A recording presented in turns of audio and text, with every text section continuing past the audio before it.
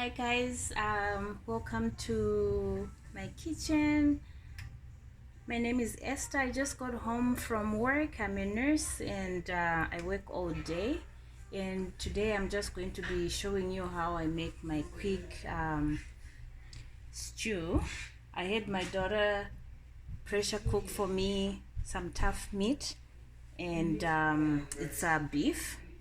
I'm not sure what type, but it's one of those with, tasty marrows. I'm not gonna fry it. All I'm just gonna do is make a sauce for it, add the meat into it, and I was thinking to make rice, but we just had rice for the last 2 days. So I think I'm just going to make salsa. The other name for it is pap. It's like polenta. Okay, stay tuned.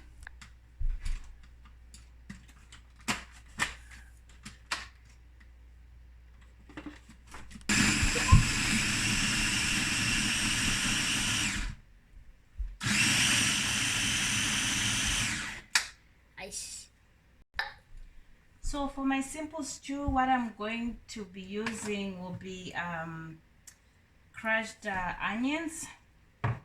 I used just one red onion, red and 2 red peppers and 1 pepper, and a quarter of habanero pepper, the orange one. That one is a little bit spicy. I used the seeds. That's why I did only a quarter, because my family doesn't like it to be too spicy. And this is just crushed fresh tomatoes from Costco. And I don't know if I mentioned thyme. I already mixed it in my pepper. I'm just going to be using curry powder. You can use any curry powder of your choice. Some salt, dried thyme, ground ginger. I didn't have fresh ginger. I prefer the fresh ginger. Some paprika and some tuna cubes, and that's it. Just a simple recipe, simple ingredients.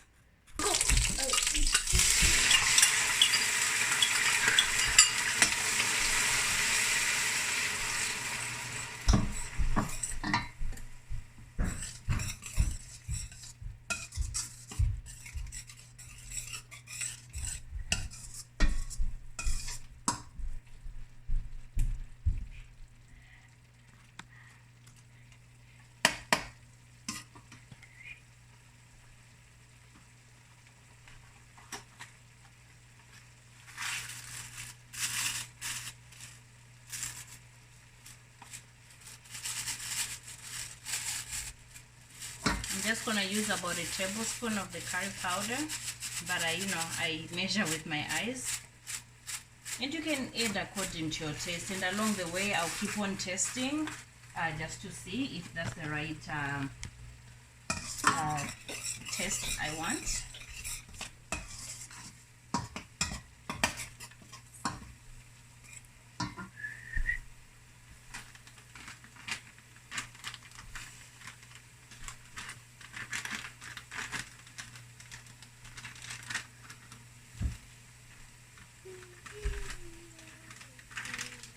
Some paprika,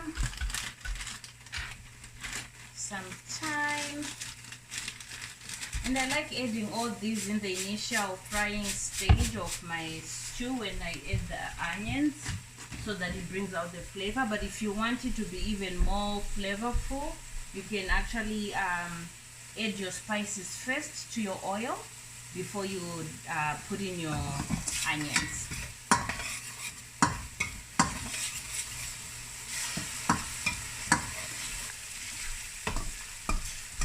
So I'm frying down my onions until they're separating from the oil, and also their taste right now, it will be nice and a little sweet. And that tells you they're good. Then I'm going to add my pepper mixture here, my blended peppers.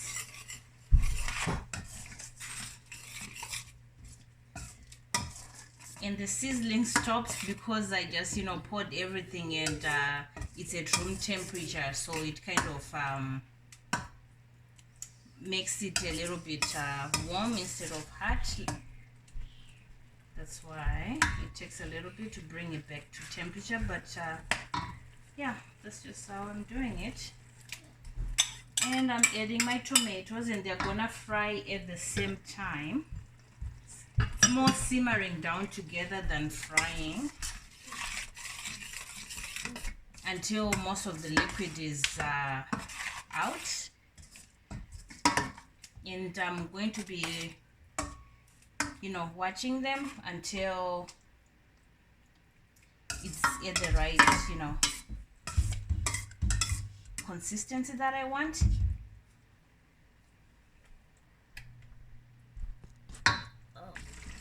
Okay, so it's been about 10 minutes and the liquid has reduced. You can see that it's a little bit, it's getting a little bit thicker, the consistency that I want, but we are not yet there. So maybe another 10 more minutes or a little longer, depending on the amount of heat. And you know, I'm trying to put, you know, the heat to be a little higher, but you have to be watchful and stay on the stove. By high, I mean like just a little bit above the medium heat. And you have to keep on stirring, you know, once in a while so that you don't end up burning. And another way to tell when, you know, when your sauce is done is when the oil comes up to the top.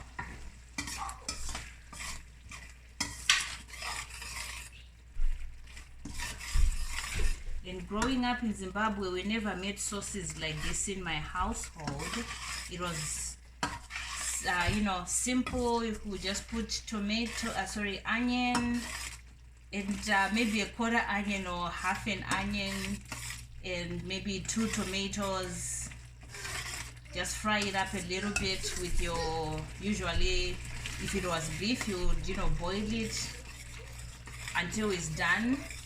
Remove the water, fry it up, and then after you know, when it's all nice and brown, you add your onions and then tomatoes, and fry it a little bit. We never fried it down to the point where all the juices were gone. And then would add some Royco Sawi mix. This is Royco marinade, but this is, you know, I don't have the Royco Sawi mix right now. But that's what we'll do, and that would thicken our stew. And sometimes, you know, you could add some onions and green beans, and that was especially, you know, on a good day, like on a weekend or something like that, because then you'll be eating with rice. But for the most part, it was usually salsa. Dante, what are you throwing?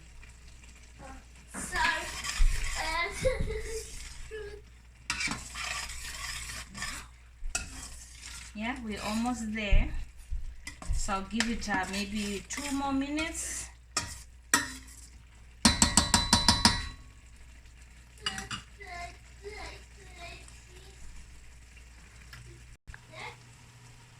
Okay, so my sauce is ready. It's now at the consistency that I want. See, it's coating my spoon. So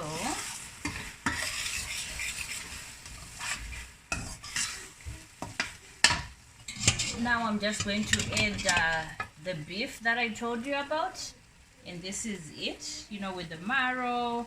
I didn't fry it or anything. All my daughter did was to pressure cook it, and she pressure cooked it for 40 minutes because it's tough meat. She added some spices and onion, and some stock cubes, just 2 of them.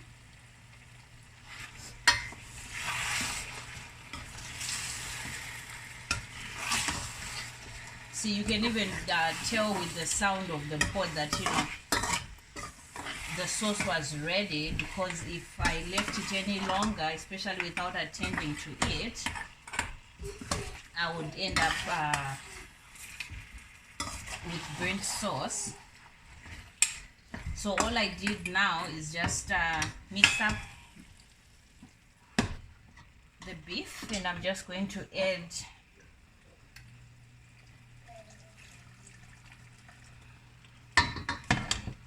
my stock from the meat, and that just, you know, gives it so much flavor. Let it soak in its own juices together with the sauce that we made.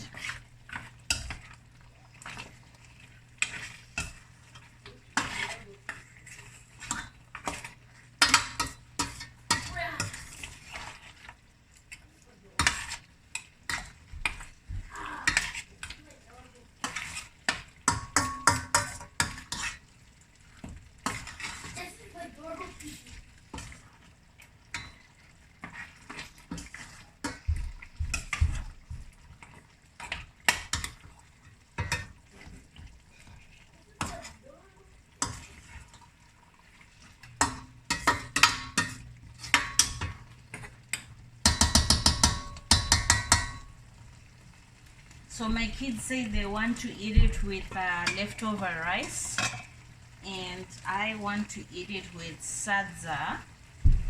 So I'm boiling some water here, and I'm going to make some sadza, and we already have leftover kale from the other day, and that would be a meal.